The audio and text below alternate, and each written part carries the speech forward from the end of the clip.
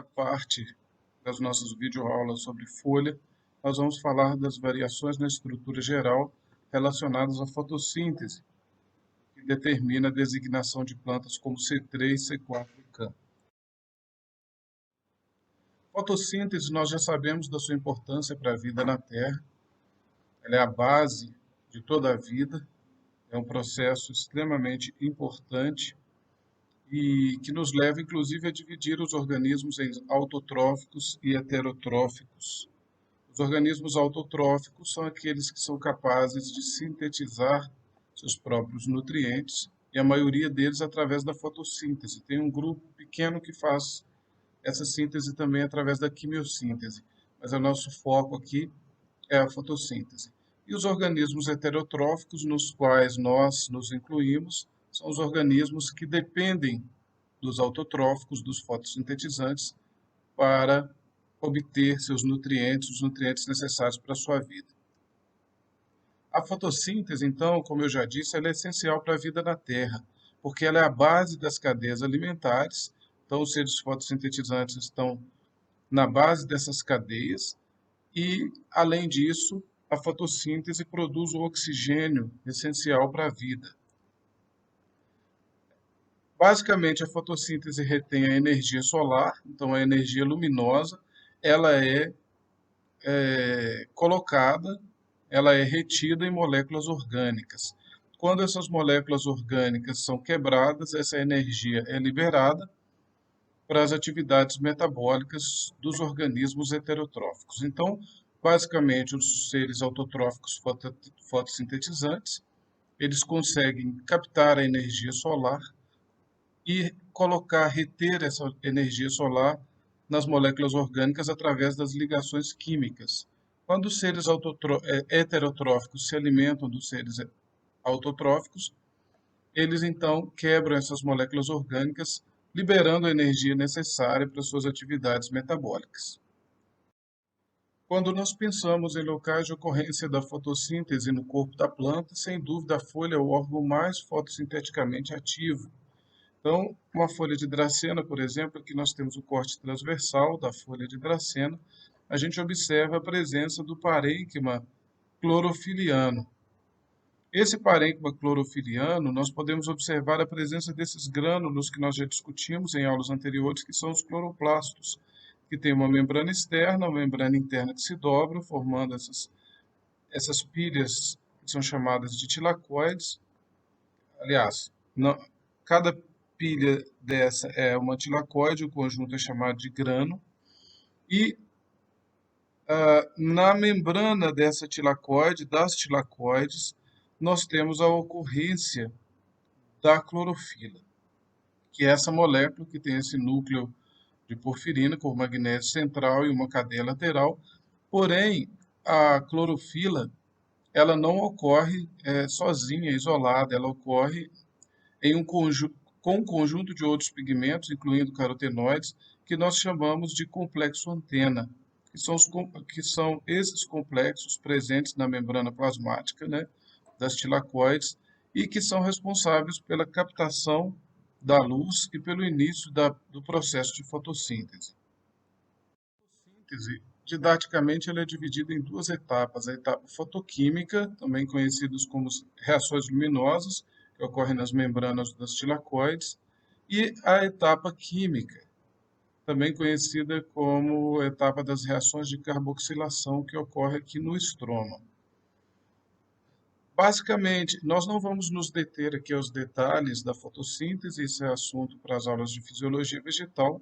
Eu vou abordar apenas o que é primordial para que nós possamos compreender a relação da fotossíntese com as variações anatômicas da folha. Mas nas reações luminosas, ou na etapa fotoquímica, quais são os eventos importantes que ocorrem?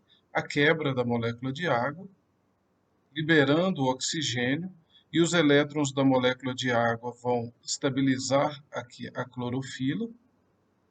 Nessa etapa, também vão ser produzidos o NADPH, né, e o ATP. Então, essas duas moléculas aqui são produzidas nessa etapa das reações luminosas. Nós vamos ter a participação de dois fotossistemas numa cadeia de transporte de elétrons, que vai gerar energia para fazer o NADPH, que é o poder redutor, e o ATP, o trifosfato de adenosina. Essas moléculas, posteriormente, serão utilizadas no ciclo de Calvin, Calvin-Benson, a gente se refere a ciclo de Calvin genericamente, que ocorre no estroma, onde o CO2 ele vai ser reduzido à glicose, o que é a fórmula geral, CH2ON. E nesse processo, todo o ATP e o NADPH produzidos na etapa fotoquímica vão ser utilizados para a redução do CO2 à glicose. Vejam bem, eu estou apresentando para vocês de forma resumida e simplificada, e o que nos interessa, nós vamos focar a partir de agora, são as reações de carboxilação e como elas ocorrem. Então, nós vamos falar muito daqui para frente do ciclo de Calvin. O ciclo de Calvin, então, que ocorre lá na fase de carboxilação, ou na etapa química da fotossíntese, ele ocorre em todas as plantas, tanto C3 como C4, como nas plantas CAM. E detalhando esse processo, o que vai ocorrer em todas as plantas, de um modo geral? O CO2, que é gasoso, ele vai ser incorporado pela enzima rubisco. Rubisco significa ribulose bifosfato carboxilase oxigenase. É uma enzima, na verdade, a sigla do nome de uma enzima que tem a função tanto carboxilase como oxigenase. Nesse caso, ela está atuando na sua função carboxilase. Ela vai pegar o CO2 gasoso e esse CO2 gasoso vai ser incorporado num intermediário instável de 6 carbonos. A tendência dessas moléculas estáveis é ciclizar ou se quebrar na busca da estabilidade. Então, essa molécula se quebra, formando o 2-ácido fosfoglicérico, uma molécula de 3 carbonos. E essa fase é chamada de fase de fixação do CO2 ou fase de carboxilação. Por quê? Porque o CO2, por que fixação? O CO2 gasoso vai ser fixado numa molécula orgânica que segue nesse ciclo de Calvin. Na etapa seguinte, é uma fase chamada de redução. Por quê? Por uma série de processos que vão envolver gasto de energia e de poder redutor, esse ácido 3-fosfoglicérico vai ser transformado, vai ser convertido em triose e fosfato, gliceraldeído 3-fosfato e de hidroxiacetona fosfato, que vão levar à síntese tanto de amido temporário no cloroplasto, como a síntese de sacaroses. Isso pode ocorrer em duas vias, né? Essas moléculas são convertidas em amido temporário no cloroplasto, que depois é convertida em sacarose no citoplasma.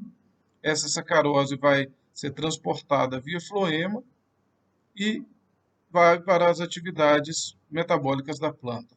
Ou essas moléculas podem ser convertidas diretamente a sacarose, e essa sacarose transportada via floema. Então, notem que aqui o polissacarídeo ele já foi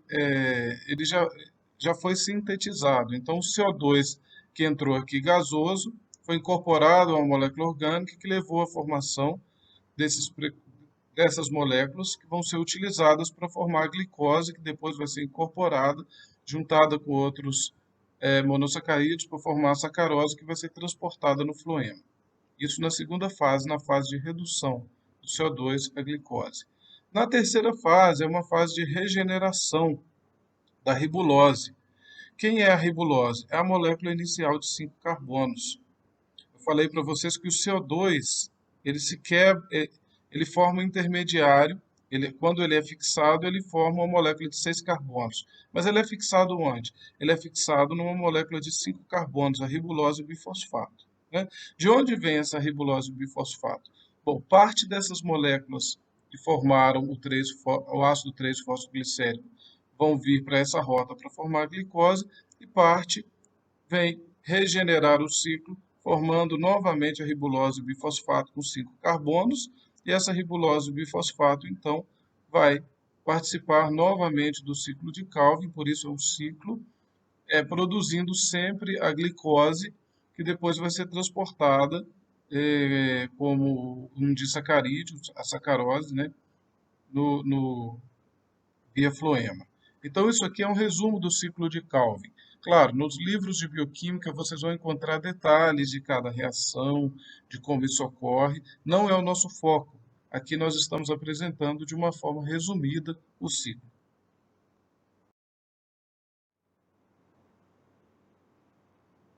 Então, detalhando um pouco mais esse mesmo ciclo, eu estou mostrando para vocês aqui o CO2 gasoso, ele vai ser ligado a essa molécula ribulose bifosfato.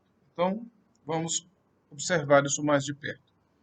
A rubisco, a enzima rubisco, ribulose bifosfato carboxilase oxigenase, vai ligar o CO2 a uma molécula de 5 carbonos, que é a ribulose bifosfato. 1, 2, 3, 4, 5.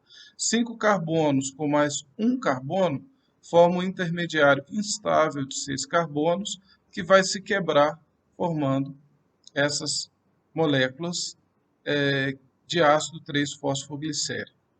Então, chama atenção para essa fase de fixação do CO2, o CO2 gasoso é fixado na molécula orgânica, e por que esse ciclo aqui, o primeiro intermediário estável formado é uma molécula de 3 carbonos, que é o ácido 3-fosfoglicérico. Prestem bem atenção nisso, eu vou repetir esse conceito depois, mas esse ácido 3-fosfoglicérico é uma molécula com 3 carbonos que vai caracterizar o ciclo das plantas C3. Nas plantas C3 só ocorre esse ciclo de Calvin, que eu já descrevi no slide anterior e que está aqui postado novamente. Nós vamos ver que as plantas C4 e CAN, elas têm uma etapa posterior ao ciclo de Calvin, nelas também vai ocorrer o ciclo de Calvin, mas elas têm uma etapa não posterior, desculpe, uma etapa anterior ao ciclo de Calvin de incorporação de carbono, como eu vou explicar mais à frente. Então, o primeiro produto estável aqui nas plantas C3 é uma molécula com 3 carbonos, que é o ácido 3-fosfoglicérico. Então, detalhando como vai ocorrer esse processo em uma planta C3. O CO2 entra, quando ele entra, quando ele é captado, a planta abre os estômatos para captar CO2, notem que ele tem contato com todas as células do mesofilo, o que significa que esse ciclo ocorre em todas as células do mesofilo. Então, o CO2 entra, ele vai ser fixado pela rubisco, e nas plantas C3, o primeiro produto estável vai ser o ácido 3-fosfoglicérico. Por isso, essas plantas são chamadas de plantas C3.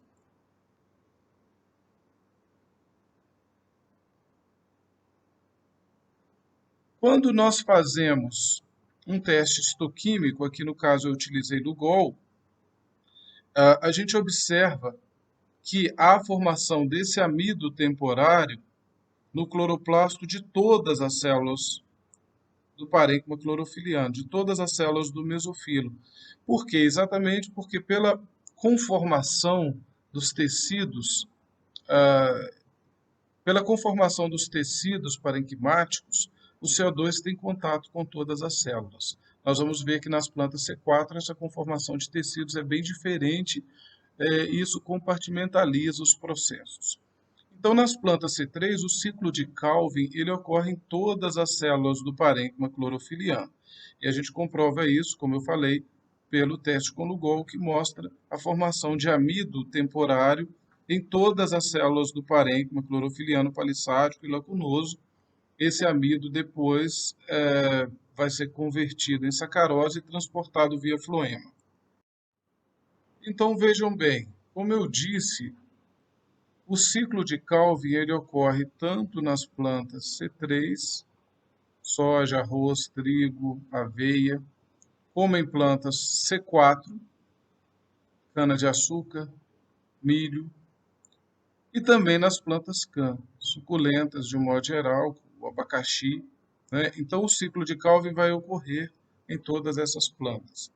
Portanto, não é correto afirmar que essas plantas possuem ciclos fotossintéticos diferentes, porque o ciclo fotossintético, como eu descrevi para vocês aqui, a fase de carboxilação, a gente focou nela, do ciclo de Calvin, ela é a mesma para todas essas plantas.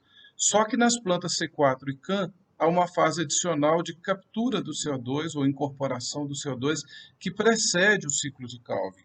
Então, observem bem, aqui está o esquema de um ciclo de uma planta C3. O CO2 vai direto para as células do mesofilo, entram no ciclo de Calvin para formar glicose.